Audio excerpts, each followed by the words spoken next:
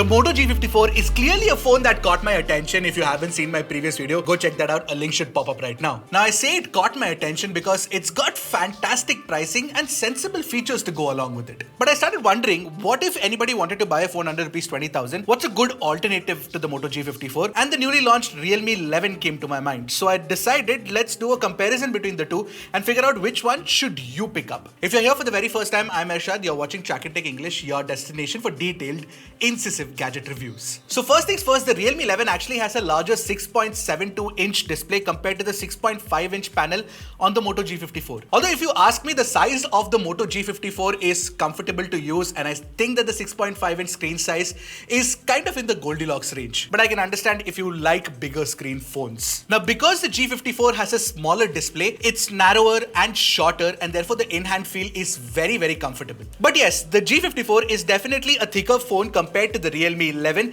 and that's because it has a larger 6000 mAh battery inside compared to the 5000 mAh unit inside the Realme 11. So I will take the larger battery size because it definitely offers functional improvements. Also because somehow Moto has managed to keep the weight in check. Interestingly, if you look at the weight difference between the two phones, there's not much separating the two. I think Moto's done some good engineering out here. Now, one thing to note is that both these phones have a plastic back. It's slightly curved on the Moto, whereas it's entirely flat on the Realme. Now, as for the design of the back itself, one of the things that distinguishes the two is the camera module. There's a large circular camera module on the Realme 11 which just houses two cameras, and on the Moto G54 you've got a more compact camera module, which is what I generally prefer. So overall, when it comes to looks, it is subjective, of course. So which one do you like? Let me know in the comments below. But I think both do look very attractive. Now, as for the ports and buttons, you get a headphone jack, you get a Type-C 2.0 port, and you also get a micro SD slot on both the phones. However, the micro SD card slot on the Realme 11 is not a hybrid one. It's a dedicated SIM tray. But one advantage that the G54 has over the Realme 11 is the fact that you get dedicated stereo speakers with Dolby Atmos support, no less.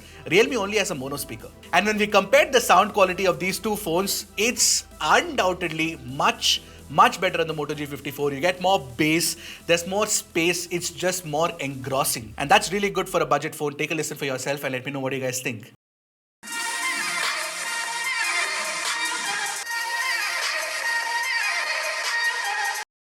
Alright, now talking about the display, both of these offer an IPS LCD panel, Full HD Plus panel no less, and both of these also have 120Hz refresh rate as well. Now when you look at the 120Hz performance, since these are budget phones, you do get some micro stutters here and there on both the devices, but nothing to break the experience as such. Now there are a few advantages in Realme's display. One, it's bigger for sure, and more importantly, the bezel size all across is slimmer than the Moto G54, which you can see when placed right next to each other. But more importantly, something that you can feel in daily life usage is the fact that the Realme 11 actually does get brighter compared to the Moto G54, so it can reach a peak brightness of 680 nits compared to 550 nits on the G54. But when it comes to display calibration, Motorola definitely does it better because you get HDR playback on YouTube, but not on Netflix, whereas on Realme 11 you do not get HDR playback either on YouTube nor on Netflix. Now I did test out the touch experience of both these phones, and the touch response is pretty good on both as well. There is no concern as such. But one thing I noticed is, since Motorola has a stock Android-ish,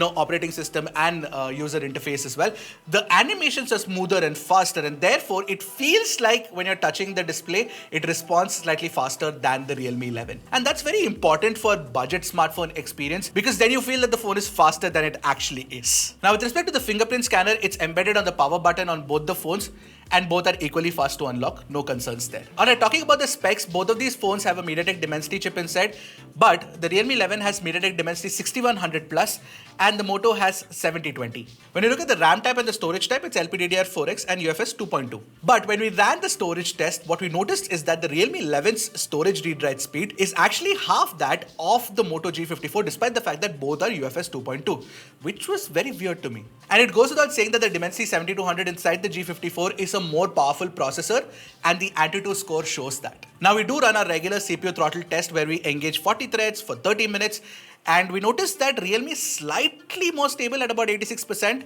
and it's 82% on Moto, which is actually very close to each other if you ask me. As for gaming, both the phones can play BGMI at either smooth graphics and ultra frame rates or HD graphics and high frame rates. That's obviously 40 FPS gameplay, and you do not see any sort of heating or throttling on both the phones because the GPU is not really pushing for performance per se. It does keep things stable on both. So performance wise, of course, on paper at least, the Moto G54 is more powerful than the Realme 11, but in daily usage, I think both are equally matched. But where the Moto G54 definitely has an advantage is in the fact that the phone has a 6000 mAh battery inside, and you can easily expect 2 days of battery life from it.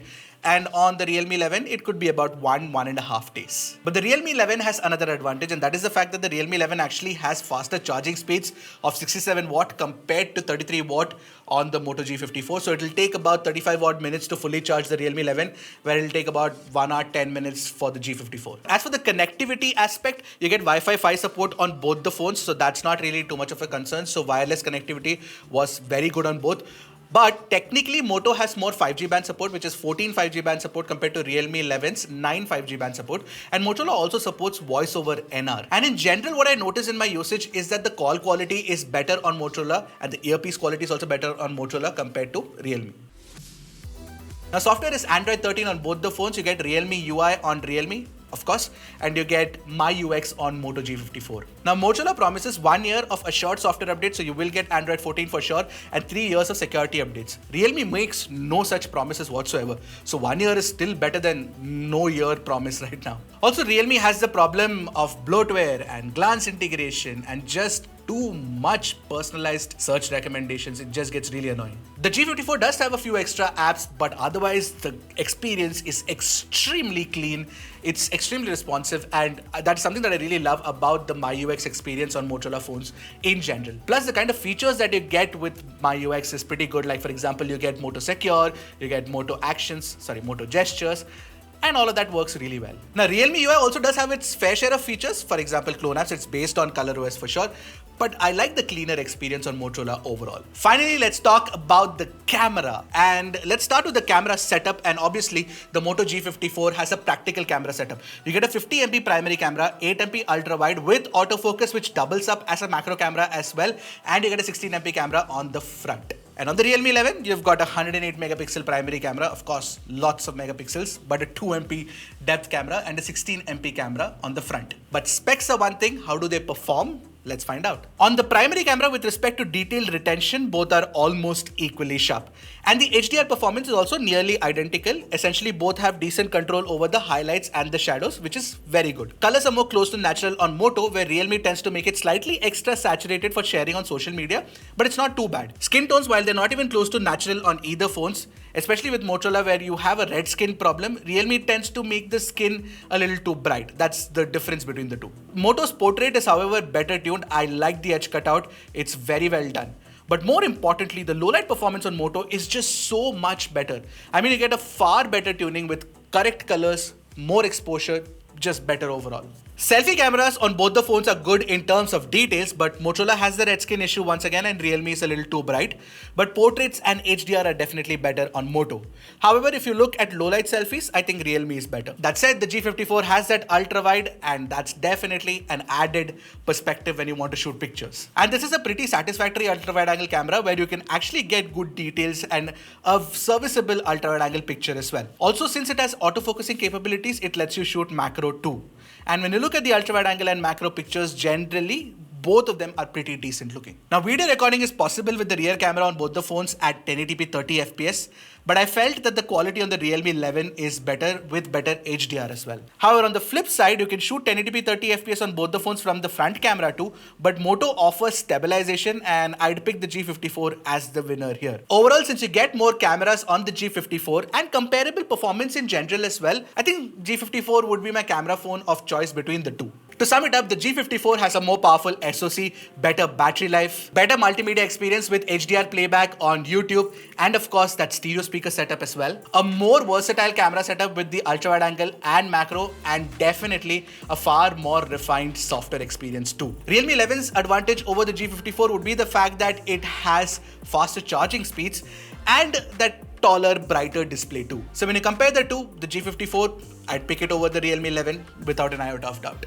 Also, what further seals the deal is the price of these two phones. For the price of the Realme 11's 8 128GB variant, you can actually get the 12 256GB variant of the G54, which of course makes it a great deal and definitely one of the better 5G phones under rupees 20,000. So which one of these two phones do you like? Let me know in the comments below and I'll see you guys in the next one. Until then, keep tracking and stay safe.